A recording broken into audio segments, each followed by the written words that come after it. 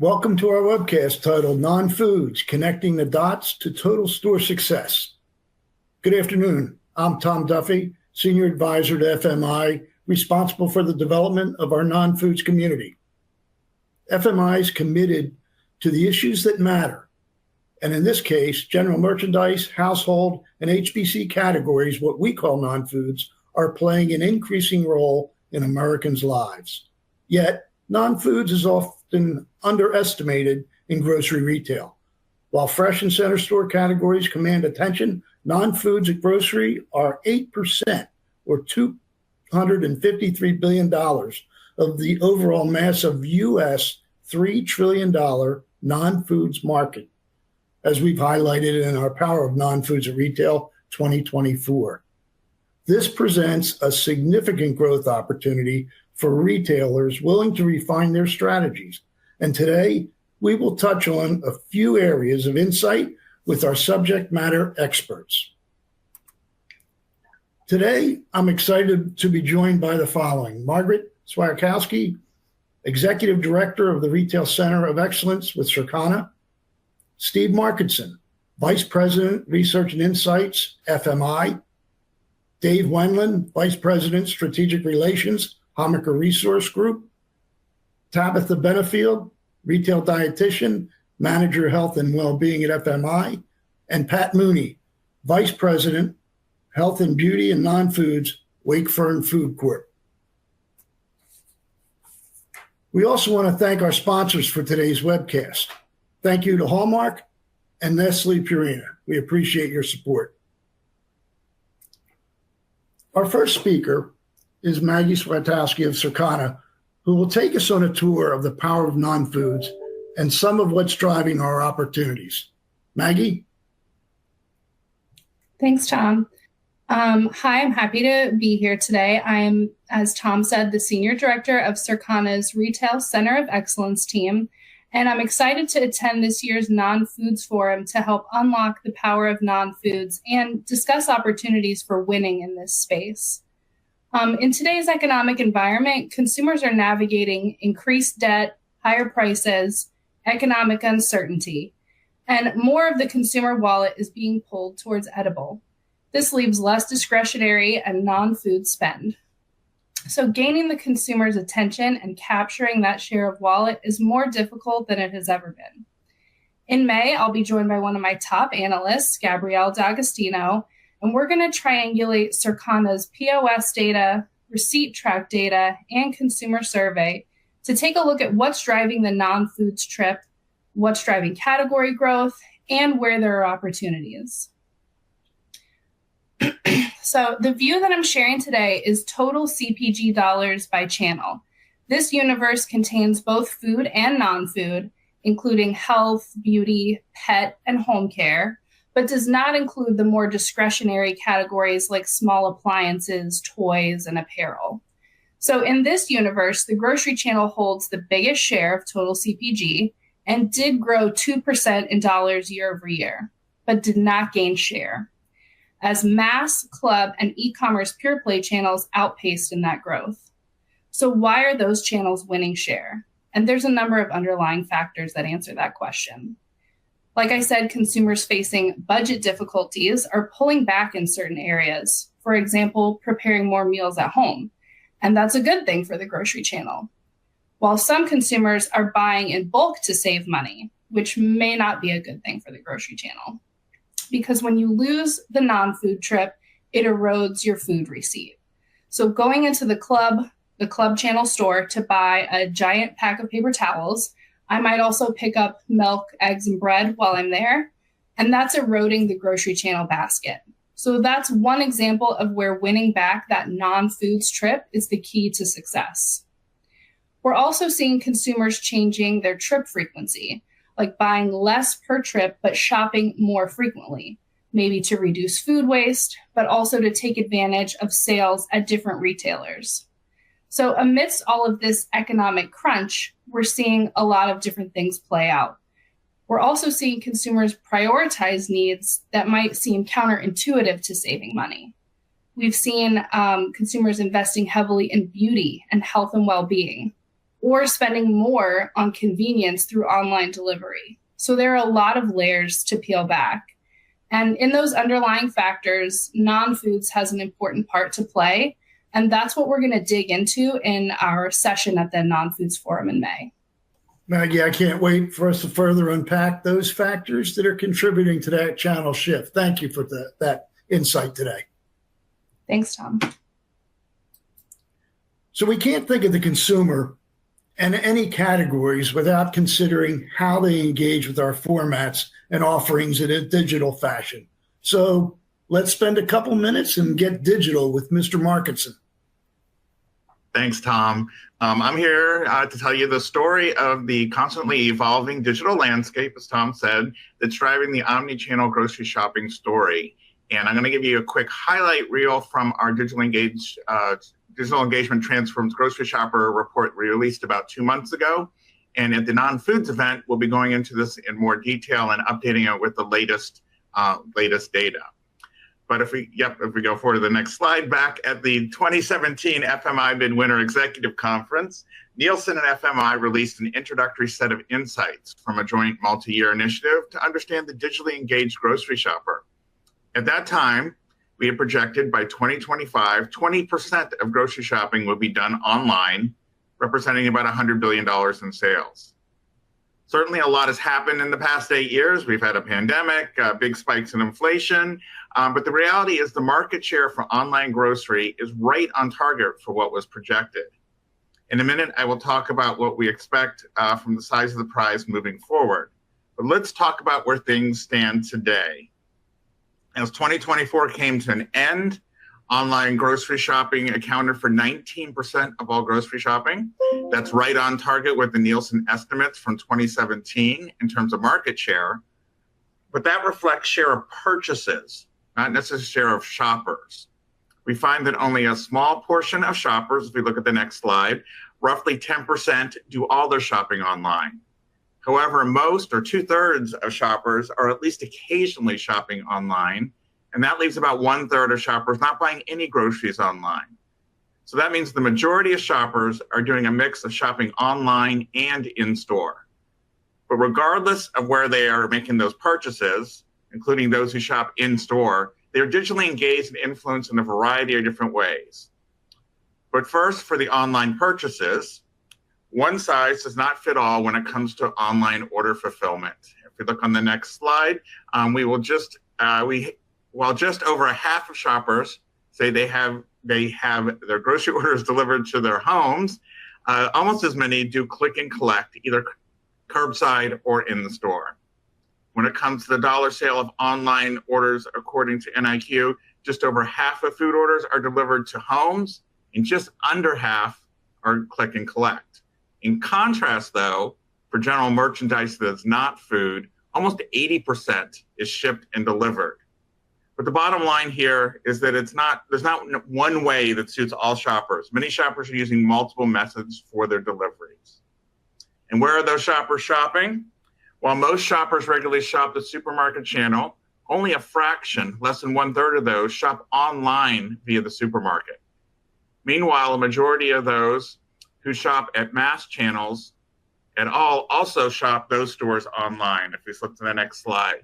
Mass merchandisers do sell a large number of general merchandise non-food products that are more conducive, as I said, to online sales. But they were also ready for the online offerings when the pandemic hit and have been quick to promote click and collect over the past few years. But let's get beyond the traditional and take a broader look at the digitally engaged shopper. According to 2024 NIQ Consumer Outlook Survey, 55% of respondents now make direct purchases of groceries and household items from social media or live streaming platforms. What makes social commerce so powerful? Its ability to convert awareness and interest into purchases basically instantaneously. That means less lost customers in the lag between awareness and store purchases. As an example, TikTok alone is on track to be at $1 billion in sales and has earned a distinction as the name in social shopping, also known as social commerce. The TikTok shop became a top 10 beauty retailer in the U.S. within months of launching, capturing over 6% of the market share. This platform also offers offline impact for retailers. Remarkably, 2 in 5 users who discover a product on TikTok opt to go to the physical store to make those purchases, highlighting the platform's influence on offline consumer behavior also. And TikTok is just one example of one platform. And who knows, as we've seen, what the next top platform might be for social commerce. Shoppers are increasingly engaging in pre-shopping activities before heading to the grocery store or the grocery shopping or on the grocery shopping apps. Pre-shopping includes creating lists, reviewing emails, text promotions, visiting websites, using mobile apps, utilizing social media and other online resources. Meanwhile, about a third of shoppers rely on point-of-purchase decision-making, which can be in-store or online, underscoring the importance of retailers having product availability on both the physical and the digital shelf.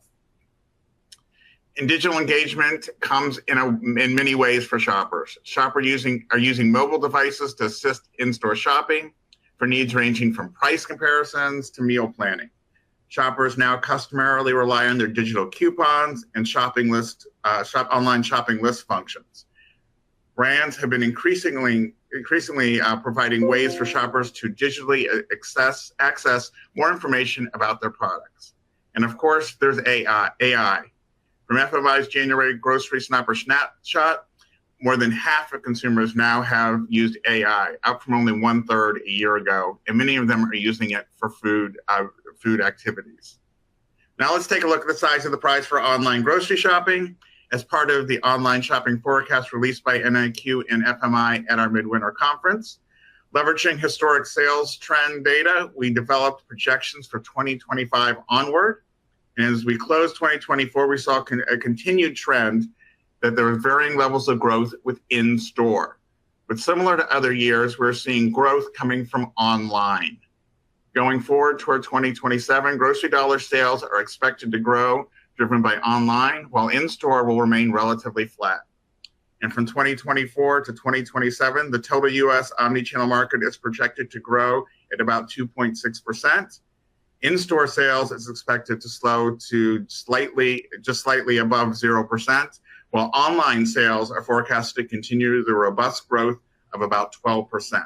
So we expect that online will continue to make up a larger share of total sales, hitting 25% of total omnichannel sales by 2027.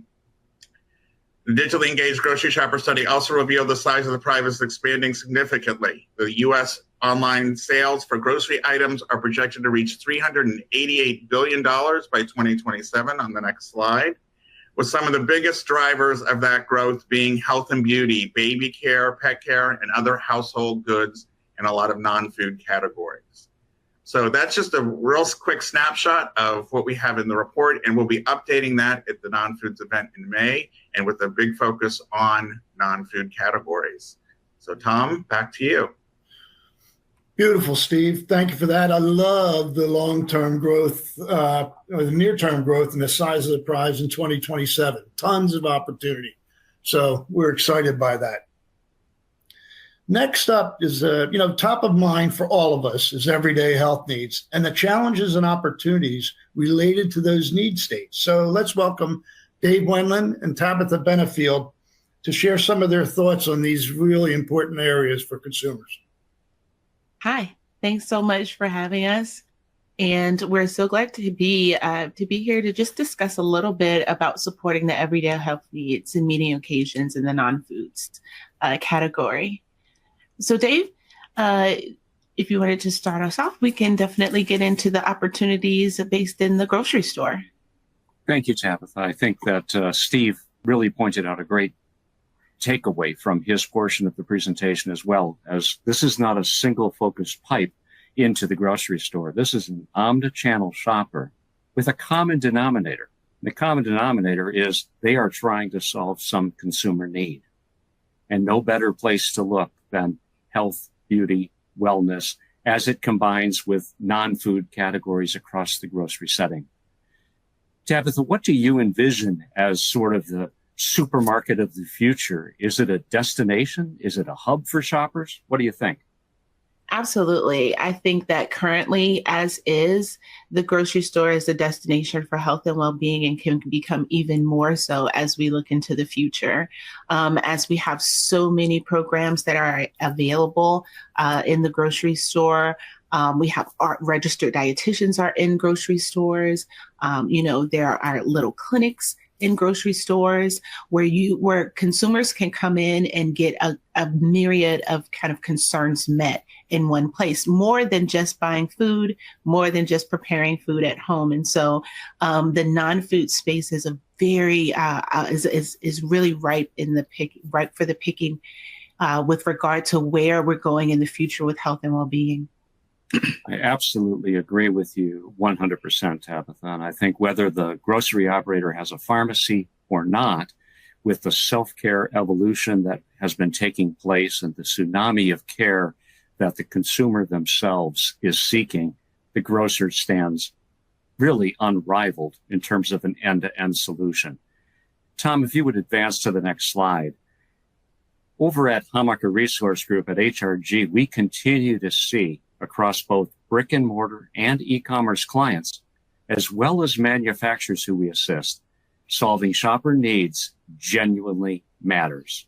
And that is truly one of the most reliable paths to building their basket. It's almost become an imperative that we focus our attention on understanding that true customer intent.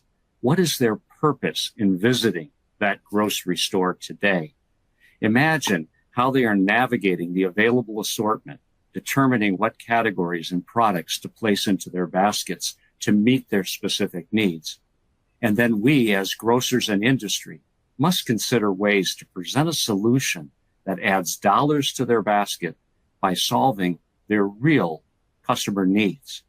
As Tabitha shared, supermarkets can truly become that primary hub for shoppers. And to demonstrate this, we're going to highlight two specific need states. And certainly in May, we're going to delve into these much more deeply, which I'll comment on in a second. But if you advance to the next slide, Tabitha, walk us through weight management, if you would. Yeah. So what can weight management look like in the grocery store, being that destination for others and in terms of meeting those weight management goals? So what we're finding out with regard to even our our adults who are maturing and even the use of GLP-1s, the increase of GLP-1s across the U.S. population is that we're seeing a lot more that people are making food at home. Our GLP-1 users are actually making more of their foods at home. Our older folks are making more foods at home. They're kind of getting back to basics. And so there's an opportunity for the grocery store to really be able to meet the need for additional kitchen supplies or prep, food safety opportunities, food storage. We have, there's been a huge surge in baking. And so, just getting back to those really basics to help those consumers who are really finding value in making food at home and making that easy for them so that when they come to get their ingredients, they're also able to get supplies to be able to have that proliferation. Additionally, we're finding out that in both populations, we have there's a huge focus on hydration. And so making sure that whether those hydration needs can be met, whether those are tools or bottles or, store where folks can really take on the opportunity to meet those needs. And then, of course, easy nutrition solutions. Registered dietitians embedded in the grocery store are so helpful with putting together easy, quick meal solutions where folks can come in, grab those, and then take those home, and they can continue to sustain the weight management goals that they've set out to achieve. And so, in looking at that and just looking at the opportunities in non-foods, it is really across the I guess we could say the life stages where there's a humongous opportunity where folks are really, really focused on having and maintaining a healthy weight. That is a category or a group of need states that covers multiple categories across the supermarket. Next slide, Tom, begins to look at another category and occasion for shoppers. And this is the category of healthy aging and, dare I say, caregiving as well as an occasion. People no longer have a passive attitude toward aging. Data shows us that seniors around the world want to remain active, independent, and at home as long as possible. And being part of the aging population, I will tell you, I want to live longer, I want to remain active, and I certainly want to live vitally. And what better place to do that than the grocery store? The three core areas identified in the elderly healthy living section are prevention, nutrition, and lifestyle. To continue to feel confident about their looks, their stamina, mature consumers are paying more attention to their skin, their hair regimen, their overall health, well-being, mental agility, diet and exercise, and overall vitality. So I believe looking into a category such as healthy aging creates tremendous opportunity and untapped potential. If you move to the next slide, Tom, as Tabitha and I prepare for the upcoming May event, the 2025 Nonfoods Forum, here's some of what you can expect for attending that session. We're going to do a deeper dive into the facts and observations in these two specific need states.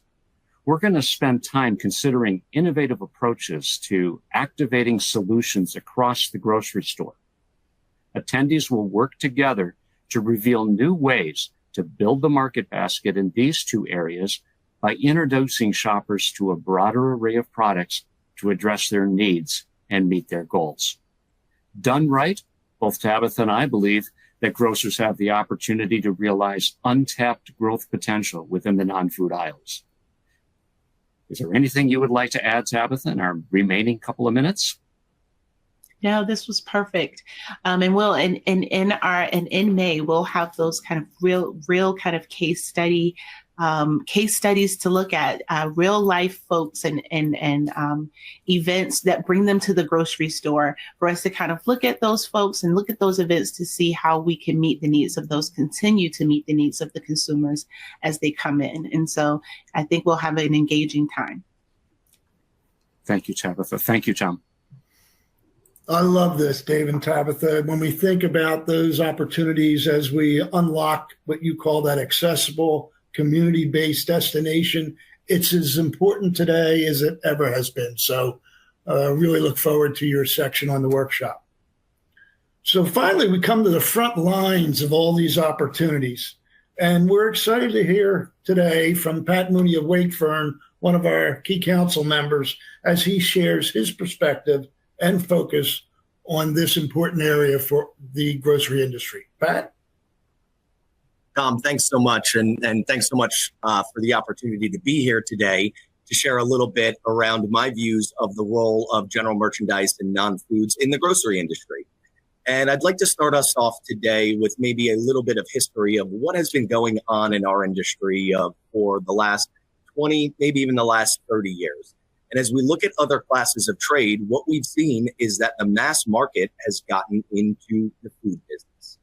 And when we think about what are the drivers for the decision making for that class of trade to get into food, the reason is food drives trips. And these mass retailers were looking for more incremental trips from their existing customers, obviously looking to sell on the food side, but also looking for incremental opportunities to sell their general merchandise and non-foods. When we take a look at this strategy and we take a look at the fact that grocery already has those trips driven by food, do we have an opportunity to take this model and basically put it on its head and invert itself? And ultimately, given the fact that grocery has so many trips already going to them, what is our opportunity to be able to sell general merchandise to that customer? And I feel that that opportunity exists and it's strong. And if we spend time talking to retailers or even suppliers around strategy, generally the goal is how do we get more from our existing customers? How do we get a +1 in the basket, penetrate an additional category? And non-foods and general merchandise are very well positioned to fill that gap and to manage towards that strategy overall. So when we think about it in the grocery industry, that non-foods general merchandise sale oftentimes is an incremental purchase. It's generally at a higher margin mix than you will see across many other departments. Certainly from a net margin perspective, when we think about some of our fresh or service departments with labor that may have spoilages, GM is actually very well positioned to drive that +1, to increase the mix of profit that allows you to create a pocket of profit or to invest in other areas of the business that are really, really important. So general merchandise and non-foods play a very strong role. And to me, pivoting a little bit, thinking about customer psychology, when we think of budgets, budgets are not usually uniform or singular. The reality is there are line items on the budgets, or said another way, customers are working with multiple budgets. We may be talking about a food budget, an entertainment budget, or a home improvement budget. And there are other line items that individuals have. And there's certainly research to support this, but is there an opportunity for grocery retailers to tap into other budgets from their customer outside of just their food budgets, which, given the current environment, are sensing some strain right now with customers? So instead of taking us through the science on this, which exists, I'll take us through it anecdotally. When I go shopping with my wife at one of the stores that we have, at a particular member that is very dedicated to general merchandise and non-foods, typically walking in the door, before I even get to the fresh section, I will look away for a moment. And when I turn back, there is a candle or something like that that is sitting in my basket that my wife has picked up. And all of a sudden, there's an incremental item that is in our basket that is not on our list. But it is a nice item. It's an item that's going to improve our home. And at the end of the day, when that item hits the basket, we are not typically deducting that from what is the money we have available to spend on food. What we're actually accessing is a different budget within our shopper psychology.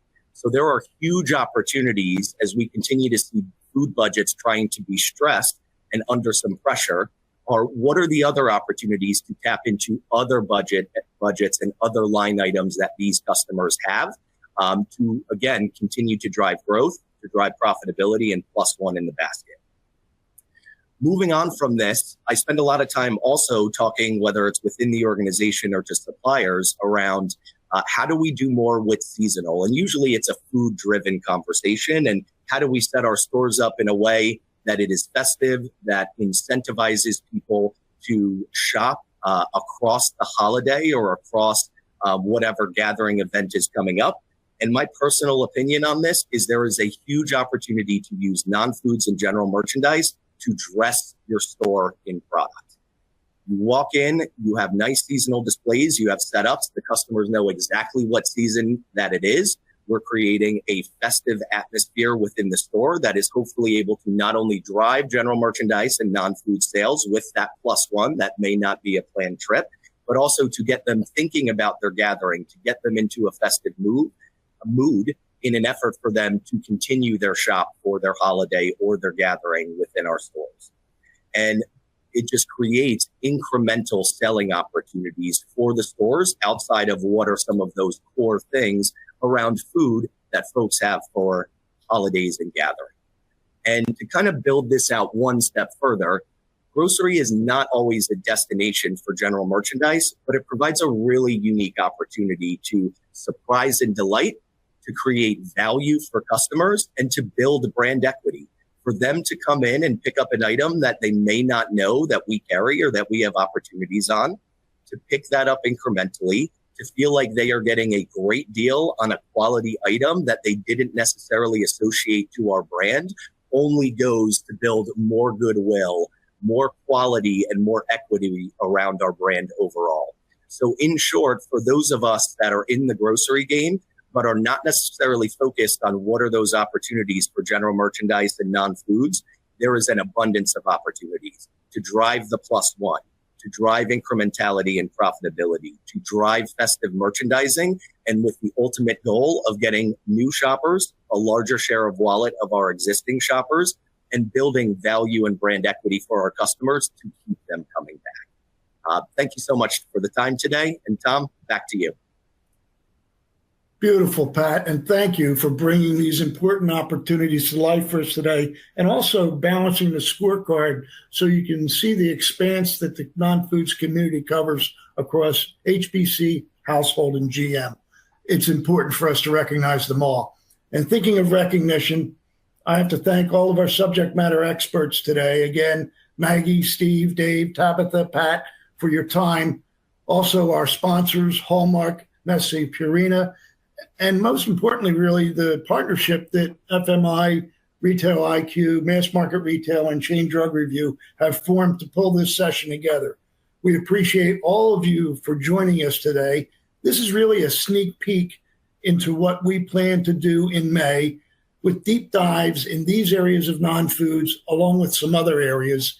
And we'd love for you to join us May 13th to 15th in Fairfax, Virginia, during our Non-Foods Forum.